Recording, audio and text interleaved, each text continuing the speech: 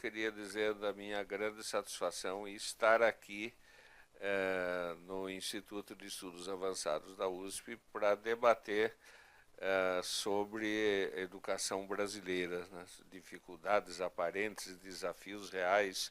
O tema, de fato, é desafiante. Quando Menezes fez o primeiro contato comigo, ele falou assim: se você falar aquilo que você falou no comemoração dos 20 anos da LDB, lá no Conselho Nacional de Conselho Estadual de Educação de São Paulo, tá de bom tamanho, basta aquilo. Eu falei, não, mas o tema daquele evento que eu participei junto com Jamil Cury e Rose Neubauer era sobre os 20 anos da LDB. Né? O documento, o desafio apresentado pelo Instituto de Estudos Avançados da USP era um pouquinho mais. Né? Quer dizer, tratar de maneira geral a questão desses documentos oficiais todos. E eu fui conselheiro do Conselho Estadual de Educação de São Paulo, somando tempo de suplente e titular 17 anos, e 16 no Conselho Nacional de Educação. Então, acabei produzindo muitos desses documentos oficiais. Então, comecei a fazer uma reflexão sobre isso, até que ponto aqueles documentos que produzimos nos Conselhos de Educação de São Paulo e Nacional impedem ou impelem ações educacionais. E conversando com Menezes, conversando com Nilson, cheguei à conclusão de que eu deveria fazer uma apresentação, posso estar errado ou não, mas aí agora eu já decidi preparar um PowerPoint para ajudar nessa apresentação, fazer um histórico um pouquinho maior, começando... cadê os...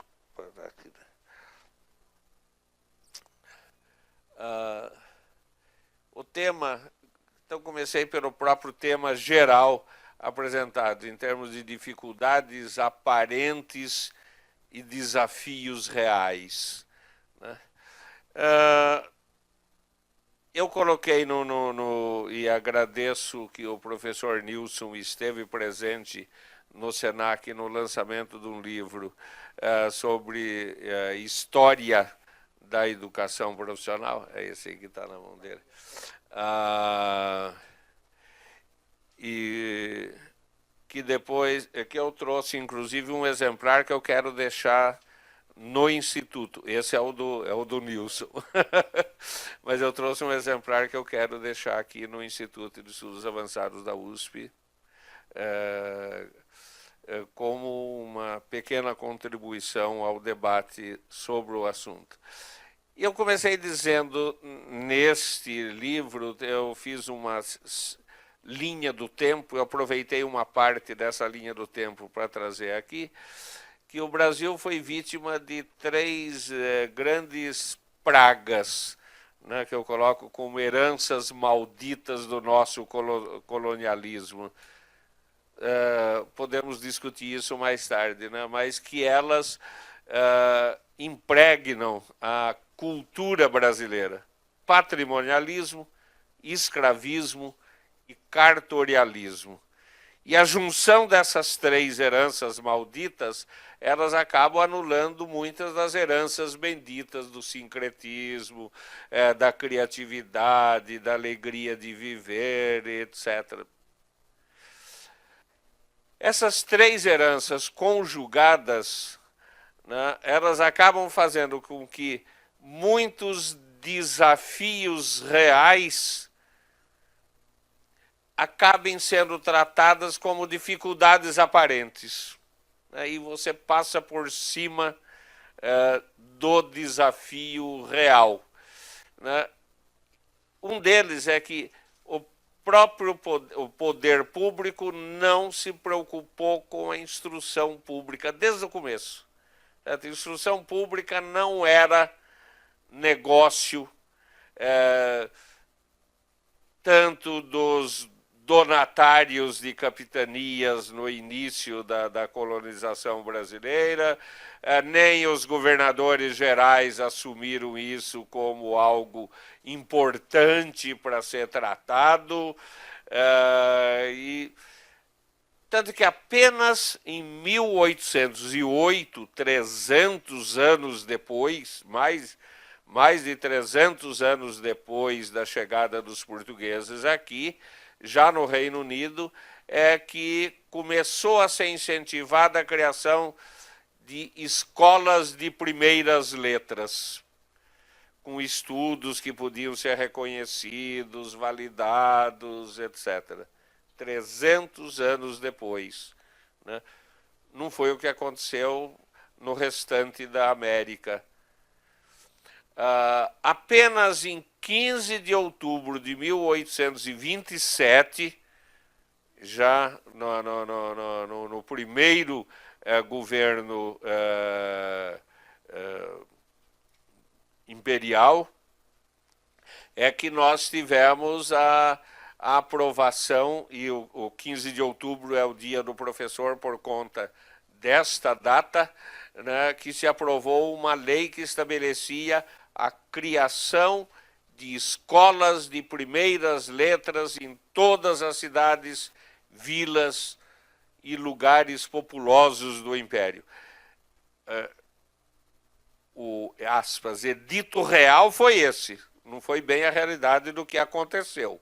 Essa foi a, entre aspas, a ordem do imperador, mas não foi a realidade dos fatos. Mas merece ser comemorado porque é o primeiro documento oficial criando escolas de instrução pública, utilizando o método lancasteriano de ensino mútuo, né? Com tutores, discípulos e monitores, trabalhando articulado, um auxiliando o outro, etc., com o objetivo de que aqueles que tinham conhecimento pudessem ajudar os demais no avanço do conhecimento, conforme previa o método do Lancaster. Em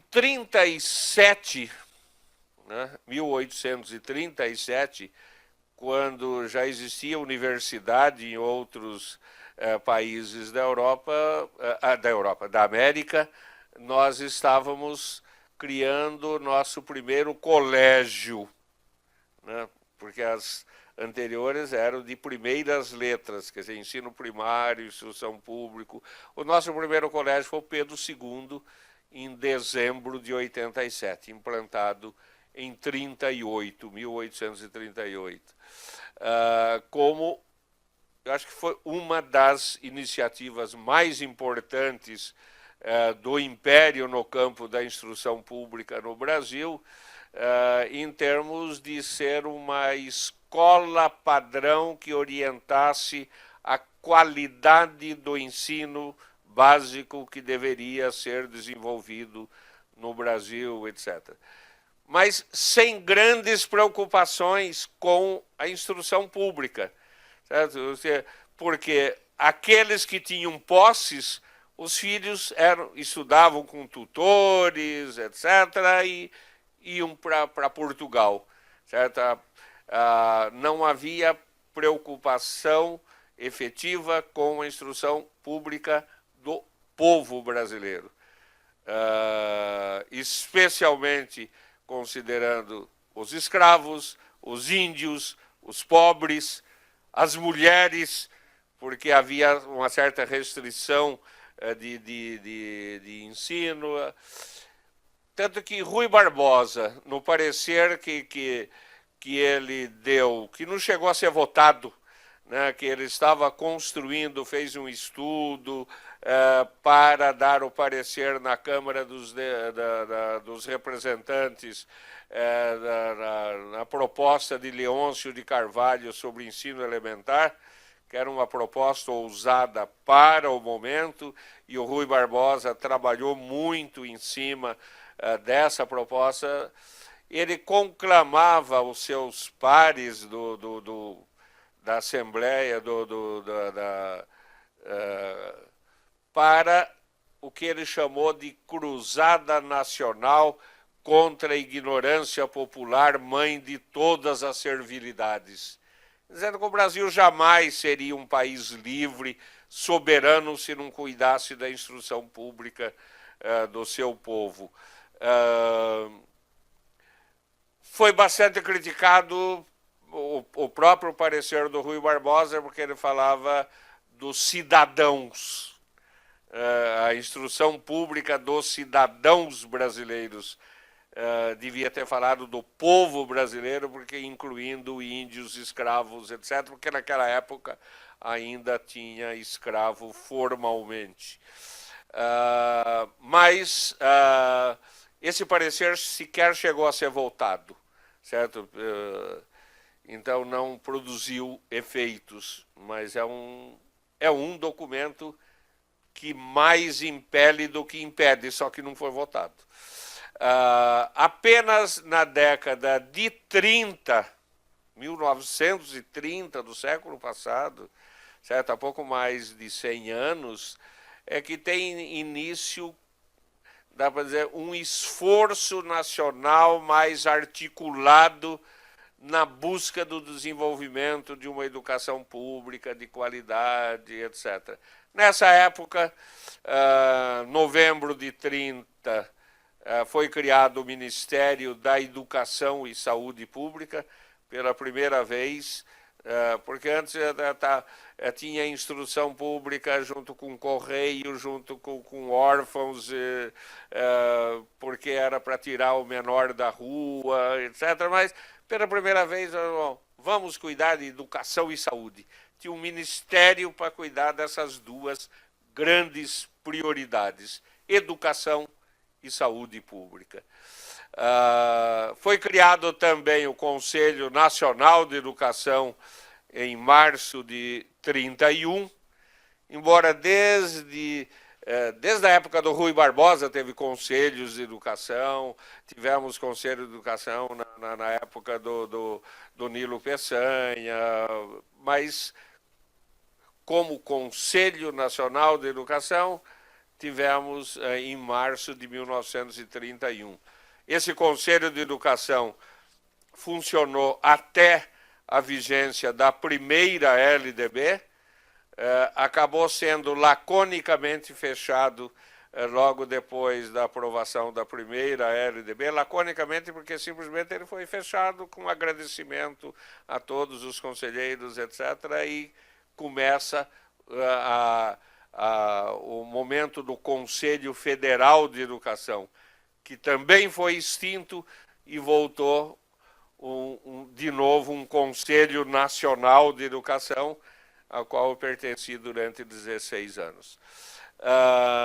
Em 32, não é um documento oficial, né, mas produziu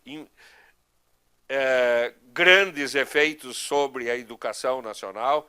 Foi um que efetivamente impeliu, né, ações educacionais efetivas, o Manifesto Nacional dos Pioneiros da Educação Nova, redigido pelo Fernando de Azevedo, com participação de grandes educadores, dirigido ao povo e ao governo brasileiro, propondo uma reconstrução educacional no Brasil.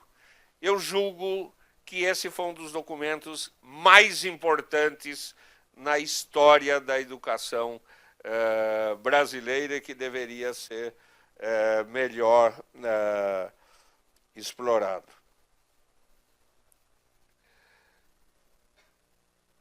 A Constituição Democrática de 34 que é a nossa primeira Constituição democrática, né, porque antes nós nos guiávamos pela Constituição do Império. A primeira do Império Português. A primeira do Império Brasileiro, a Assembleia Constituinte foi dissolvida, Dom Pedro não gostou do rumo dos debates e outorgou. A nossa primeira da República também foi outorgada. E a nossa primeira democrática foi de 34. Pela primeira vez, ela dedica um capítulo específico, o capítulo 2º do título 5º, com 11 artigos, né, de 148 a 158, para tratar de educação e cultura. E trata na perspectiva de direito de cidadania. Não fala ainda em direito público subjetivo, mas como direito de cidadania do povo brasileiro. Inspirado, mas entretanto a Constituição de 34 foi substituída 3 anos depois, em 37, por uma Constituição outorgada, a polaca do Getúlio Vargas, onde, a partir da Constituição de 37, é que foram definidas leis orgânicas para o ensino primário, cuidando da instrução pública, e na sequência do ensino primário, duas linhas de educação. Uma do ensino secundário normal, interessante, porque é secundário, normal e superior, para as elites condutoras, para formar as elites condutoras do país. O interessante é que professor das escolas normais era especificamente para a formação de professores, integravam legalmente as elites condutoras do país. Ensino secundário, normal e superior. E, de outro lado, a educação profissional, certo? Ensino industrial, ensino agrícola, comercial, para os filhos dos operários, para aqueles que necessitavam ingressar precocemente na força de trabalho, para tirar o menor da rua, etc. Então, só a partir da Constituição de 46, a nossa segunda Constituição democrática, que define claramente que a educação é direito de todos, é a primeira vez que coloca nessa, porque o direito de cidadania classificado na primeira Constituição não é tão enfático quanto o da Constituição de 46, embora repita praticamente na mesma linha, mas garantido que é direito de todos e deve ser dado no lar e na escola, inspirando-se nos princípios de liberdade, ideais de solidariedade humana, né?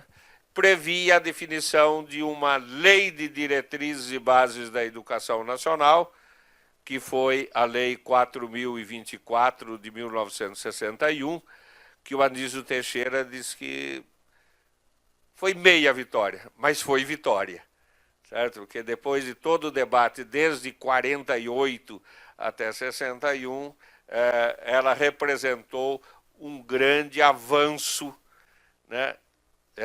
Portanto, que impele, né, inovações efetivas na educação nacional. Entretanto, a Constituição Democrática de 46, ela foi substituída novamente por uma Constituição outorgada pelo governo militar em 67, radicalizada em 69. Percebo que em matéria de democracia a gente continua adolescente, né? Certo? A nossa primeira Constituição Democrática é de 34, 3 aninhos. a segunda é de 46, mas em 67 já foi substituída por outra outorgada, e depois tivemos a de 88, que é a nossa Constituição vigente. Mas essa Constituição possibilitou a de 67, a definição de duas grandes reformas educacionais. Uma na educação superior, a 5.540, de 68,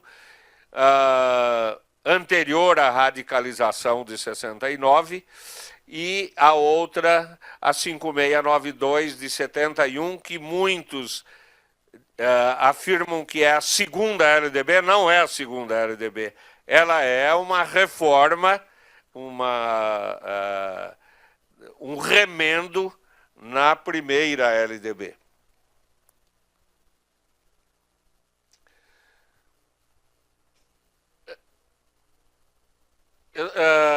Eu devia ter falado no slide anterior, me escapou, eu volto só.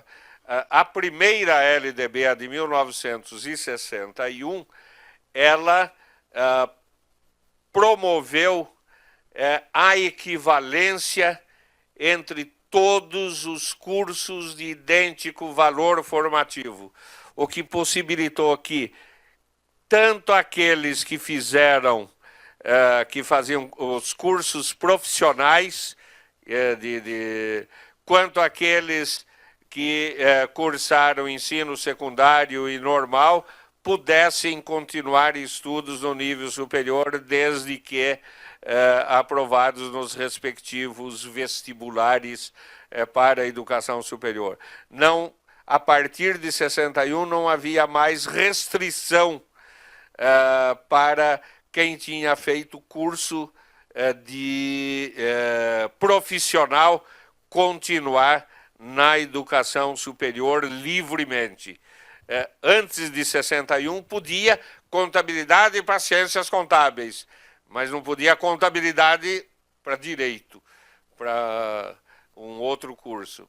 A partir de 61, todos tinham idêntico valor formativo, eram equivalentes. Após o final do regime militar, tivemos a Constituição de 88, conhecida como Constituição Cidadã, que define a educação, direito de todos e dever do Estado e da família, será promovida e incentivada com a colaboração da sociedade, visando, olha a finalidade que coloca, não coloca como 3 finalidades, visando ao pleno desenvolvimento da pessoa, seu preparo para o exercício da cidadania, sua qualificação para o trabalho.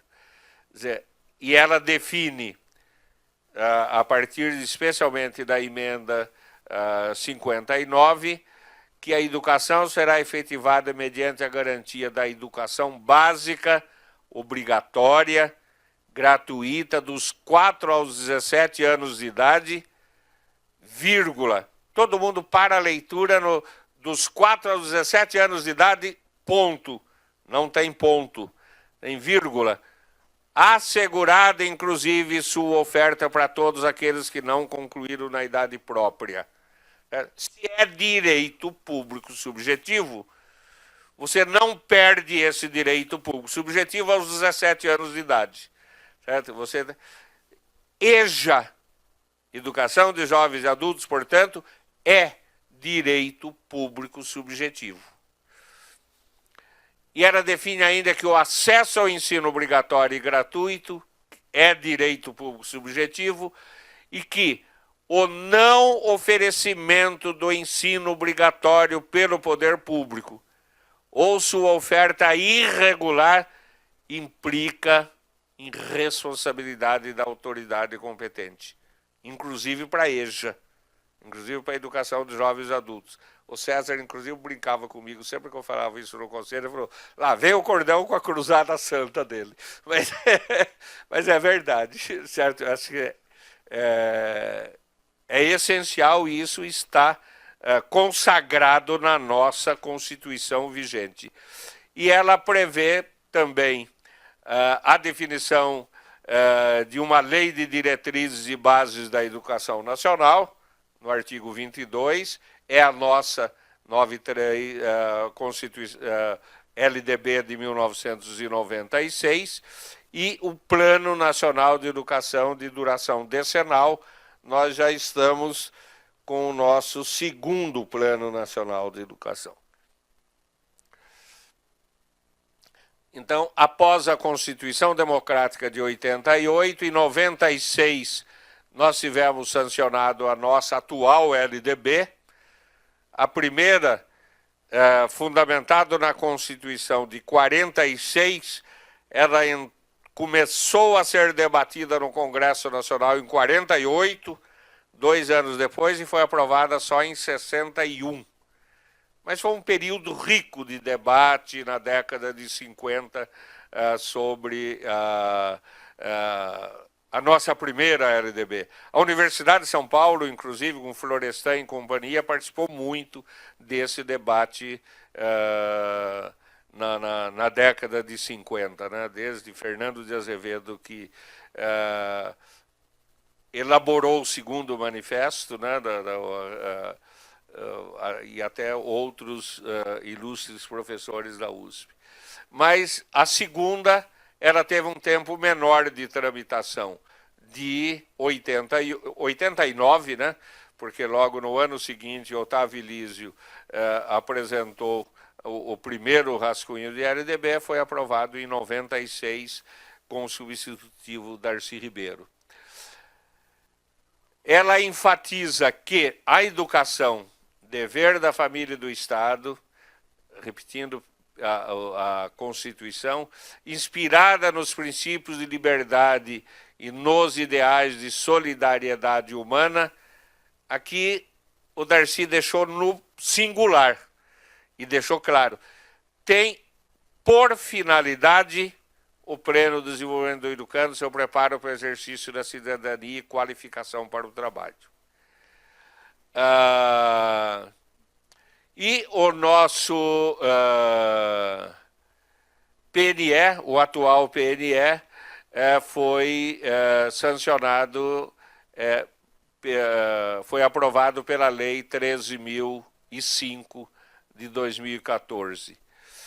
Essa LDB definiu algumas linhas mestras que eu julgo que são realmente inovadoras em matéria de educação.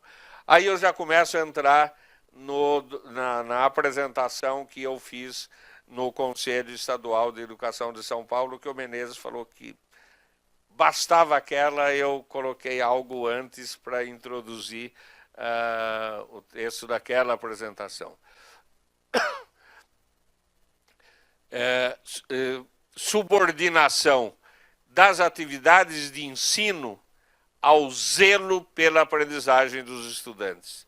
Só tem sentido atividade de ensino se o estudante aprendeu, certo? Se houve aprendizagem. E se ao aprender, ele aprendeu a aprender para continuar aprendendo ao longo da vida. Eu acho que isso é uma grande inovação dessa LDB.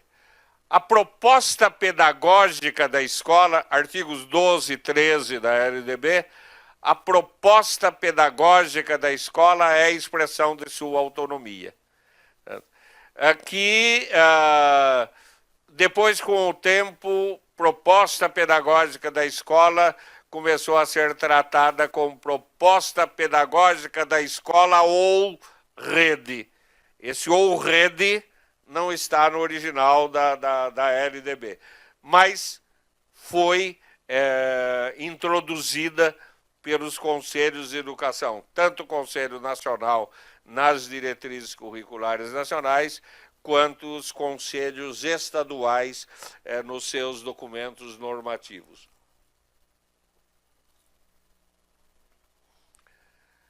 A organização curricular, isso está claro tanto quando fala da educação infantil, do ensino fundamental, do ensino médio e da educação superior. Organização curricular é meio fundamental, básico, essencial, mas é meio, certo? Para orientar os estudantes nas trilhas da aprendizagem, certo? Cujo processo processo de ensino-aprendizagem é que recomenda a sua correção e a sua revisão. Tanto que no artigo 23, organize o ensino do jeito que julgar mais adequado, por série, por ciclo, por competência, por adiantamento de estudos, vírgula, ou por forma diversa, sempre que o resultado de aprendizagem assim o recomendar. O plano de trabalho de docentes deve estar fundamentado na proposta pedagógica da instituição educacional e deve estar subordinado ao resultado de aprendizagem. Tanto que se vocês pegam o artigo 13 da LDB, que na minha opinião é um artigo primoroso, que fala das incumbências dos docentes, primeira incumbência é participar da elaboração, revisão do projeto pedagógico, da proposta pedagógica da escola. A segunda é essa, fazer o seu plano de trabalho coerente com a proposta pedagógica do estabelecimento de ensino. A terceira é zelo pela aprendizagem dos alunos. A quarta é recuperar os alunos de menor rendimento, para que eles tenham condições de se aproveitar das aulas, etc. Só a quinta da aula.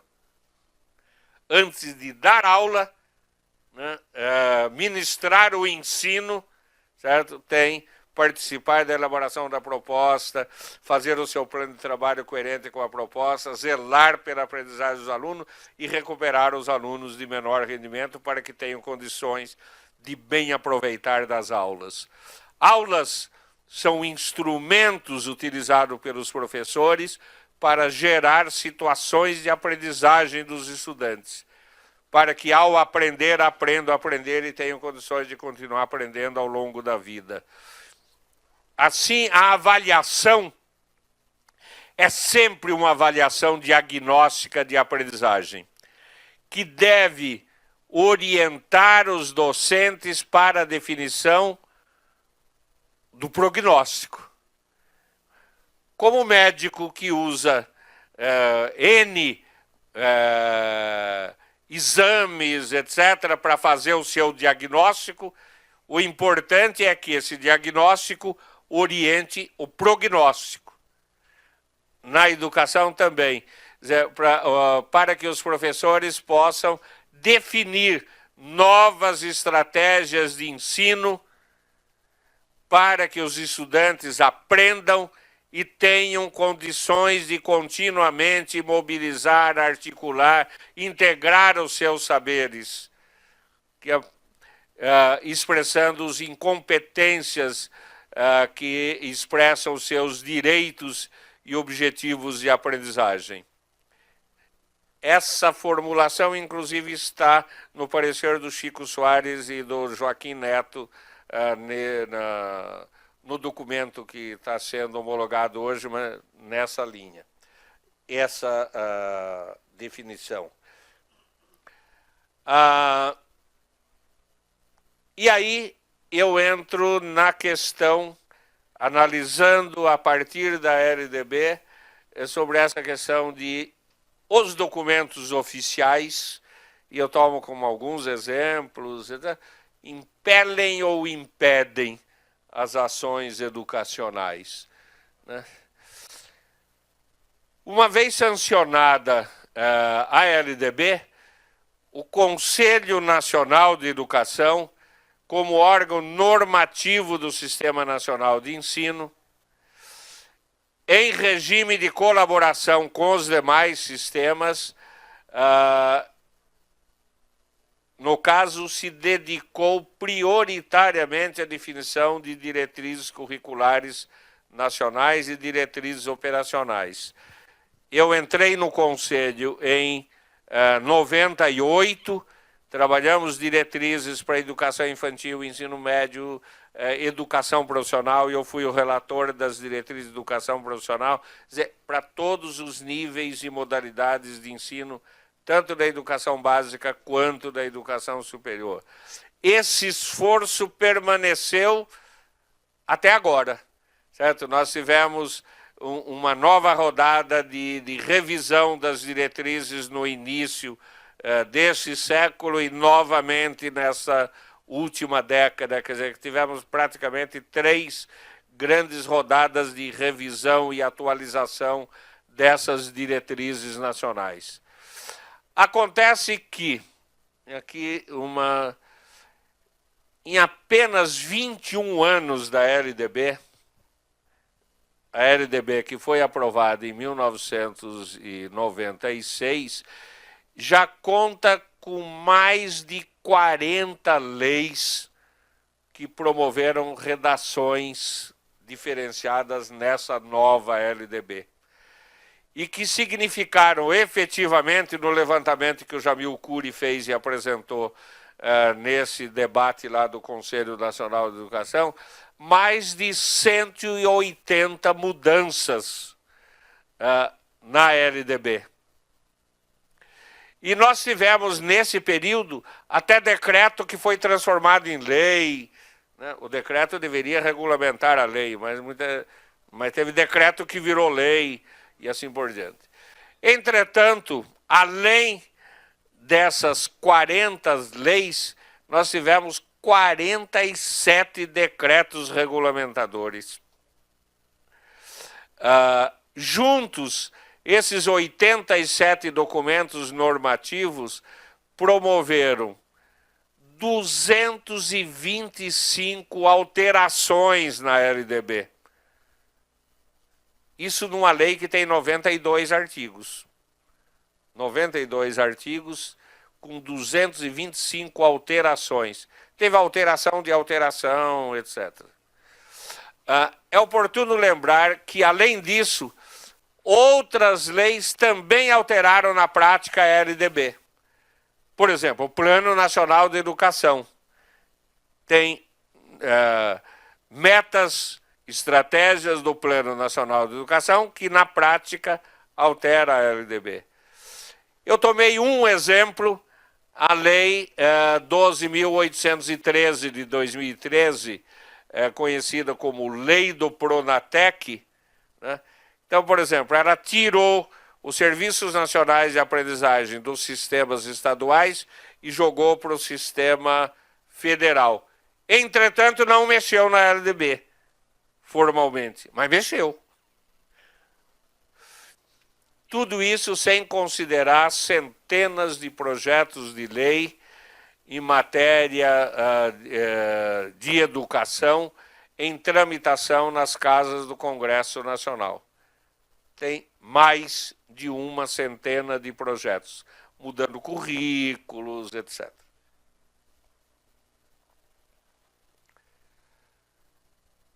Eu, 56 anos da primeira LDB, 21 da segunda LDB, realmente avançou a educação nacional? Eu posso testemunhar, ao longo dos 16 anos de atuação como conselheiro da Câmara de Educação Básica do CNE, que não tem sido fácil, e o César pode testemunhar também isso,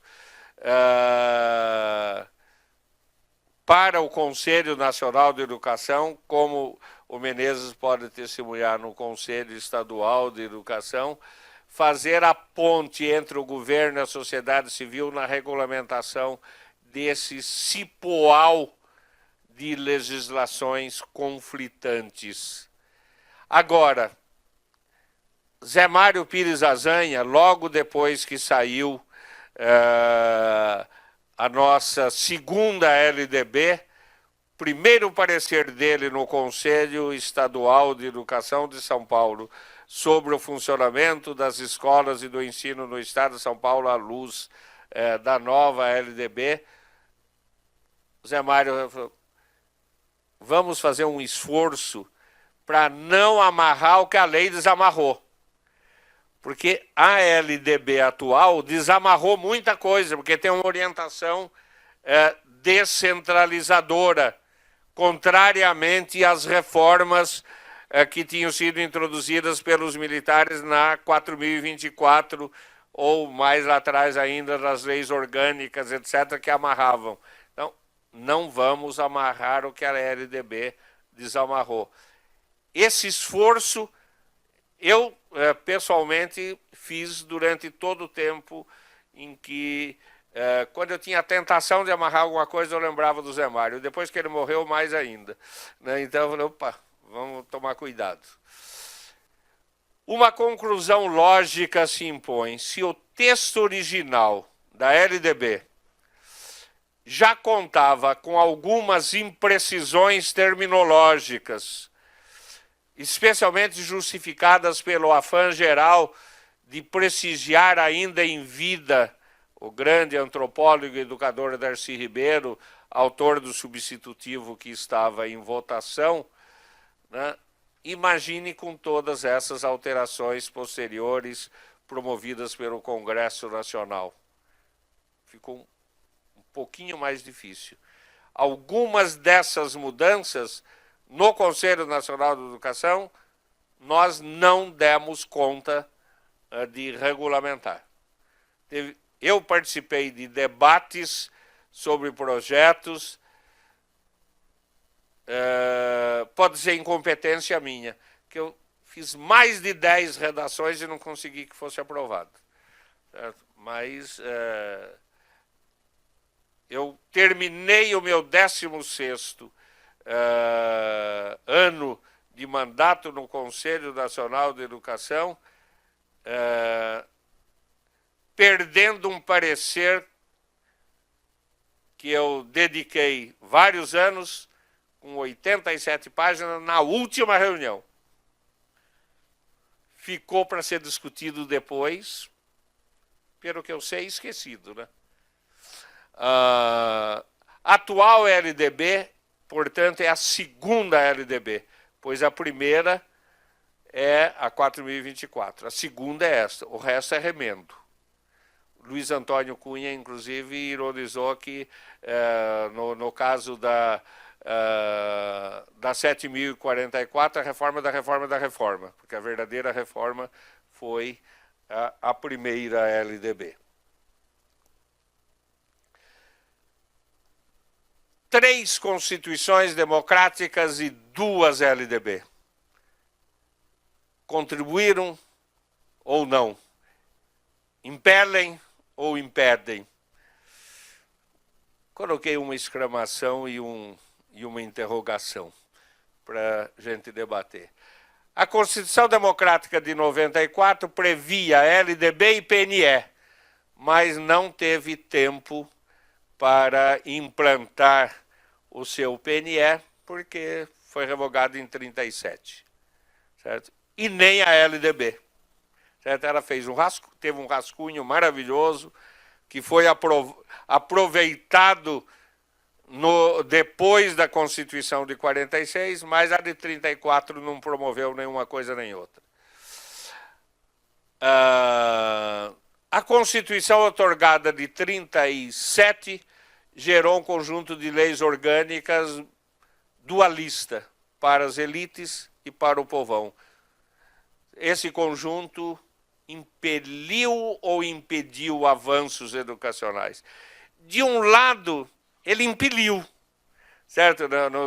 Por exemplo, na educação profissional, houve a reestruturação da rede federal de educação profissional, que tinha sido instituída como na perspectiva de asilos das crianças e adolescentes, objetivando essencialmente tirar o menor da rua, atender aos órfãos e desvalidos da sorte, e partiu para formar profissionais para a indústria nascente, para a agricultura em desenvolvimento, para o comércio nas cidades que estavam crescendo, etc. Impeliu, certo? E não impediu. Criou Senai, depois criou o SENAC, certo? Ao mesmo tempo que 1917 tinha começado um esforço de formação de professores, tinha uma escola normal do Rio de Janeiro, tinha sido criada, porque as escolas normais eram para a formação de professores para o ensino primário, mas criaram uma no Rio de Janeiro para formar professores para a educação profissional na perspectiva de preparar para o trabalho. Esse esforço não foi para frente, certo? Porque não havia muito interesse em continuar. Mas, da mesma maneira que o ensino normal, por exemplo, teve um belo desenvolvimento, certo? Então, as diretrizes, as leis orgânicas para o ensino normal, eles impeliram, certo? Por outro lado, a não equivalência limitou. Só foi superado, o debate começou na década de 50, 54, 55, e só foi superado mesmo na primeira LDB, que declarou a equivalência entre todos os conteúdos similares. A Constituição Democrática de 46 também previa LDB e PNE. A LDB teve uma longa tramitação, só foi aprovada em 61. A LDB criou o Conselho Nacional de Educação, que tinha como principal função elaborar o Plano Nacional de Educação, elaborou, produziu. Em 62, o Conselho Federal entregou para o governo o Plano Nacional de Educação, mas tivemos 64 no caminho, certo? E daí o Plano Nacional de Educação não chegou a ser implementado. Essa primeira LDB no governo militar sofreu duas reformas, que eu já falei, 68 e 71. A segunda LDB, aprovada em 96, inspirada na Constituição de 88, também previa, a LDB foi inspirada nessa Constituição e previa Plano Nacional de Educação. Estamos no segundo. O primeiro Plano Nacional de Educação foi aprovado em 2001, numa mescla entre dois planos que foram encaminhados ao Congresso Nacional, um do governo e outro da sociedade civil.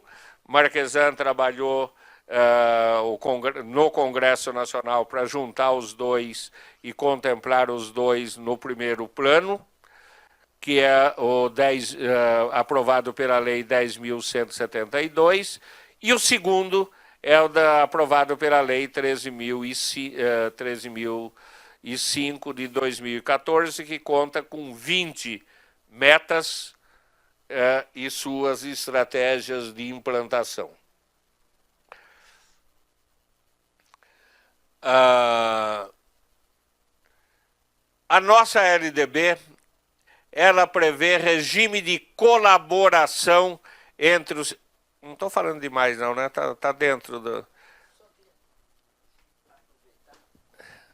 Como a gente não teve a Maria Helena, então o tempo de cada um, seu, do César, ficou um pouquinho a mais. Tudo tá, okay. Bem. Só que há um pequeno problema. Não é para exagerar também, né? Não. Nós vamos trabalhar aqui, depois vamos almoçar junto e trabalhar depois do almoço, né? Numa boa. Só que a coisa inesperada é que o César precisa sair e não vai poder ficar com a gente à tarde, não é? Isso. Ele havia avisado. Então, a gente poderia ter mais uns 5, 10 minutos. Não, talvez eu posso fazer o seguinte, então. Eu paro neste momento. Não, Conclua.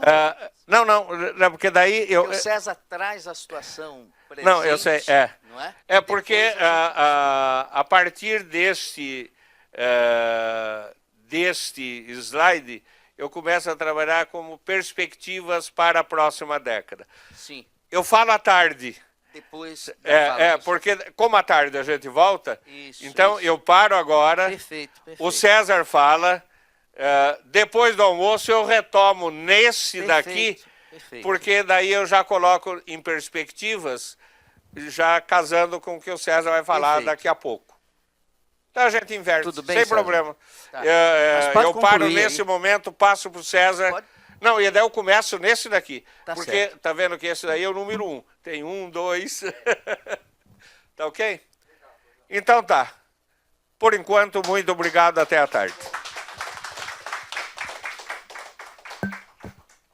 Depois da fala do César, a gente tem ainda um tempinho alguns minutos para discutir aqui, aproveitando a presença dos dois, mas aí à tarde a gente problematiza, levanta as questões, né, que eles trouxeram.